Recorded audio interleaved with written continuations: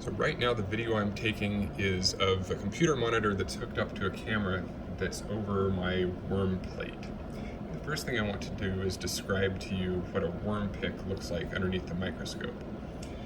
So here is a piece of platinum wire, and you might be able to tell if I rotate the wire that it's hooked.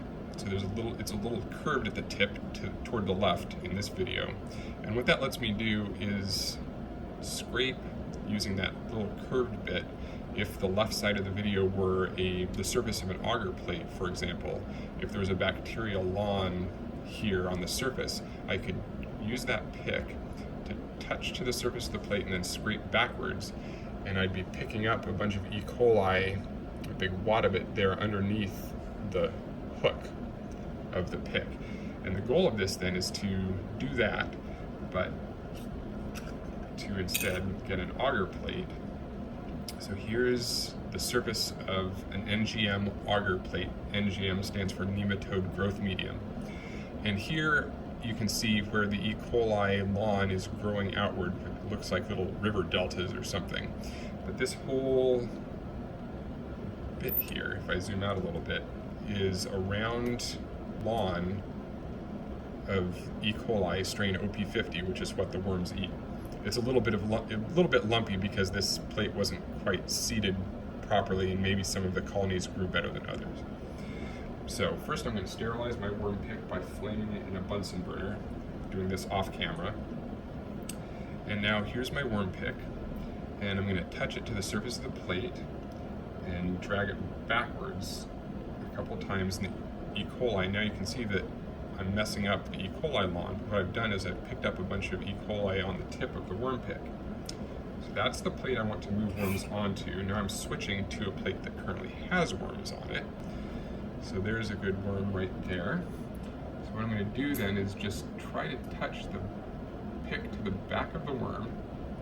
Or not try to, but actually touch the pick to the back of the worm. And I'm trying to get that worm to stick to that blob of OP50 E. coli that's on the worm pick. So there we go. So now I've got a worm stuck to the end of that worm pick. You can't see it, but it's there. So I'm going to move to the new plate, and I'm going to try to put this worm down. I'm going to zoom in so I can see the details and focus.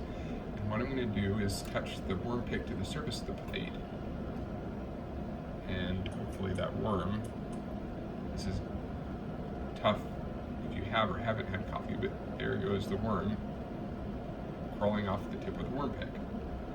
And now it's smelling that OP50 E. coli, and it's going to crawl in there and start eating. So that's the basics of picking a worm. Get E. coli on the underside of a worm pick that's been sterilized, then try to touch that blob of E. coli to the back of the worm. The worm should stick to the E. coli. This takes a lot of practice, but it will stick to the E. coli, and then you can transfer the worm gently to another plate, either by letting it crawl off of the pick on its own, or by gently brushing the worm off onto the surface of the plate. The one thing last that you really want to avoid is stabbing holes in the surface of the plate, which is pretty easy to do. So if I'm gentle with the surface of the plate, it gets indented but not broken. But if I'm really rough with the plate, I can actually jab holes or gashes in the agar. The only reason that this could be a problem is that worms love to bury into the agar, and if you're trying to do something with worms like pick them later or set up a cross and pick some of their offspring, then it would be a problem if the worms are all buried into this agar and you won't be able to get them out.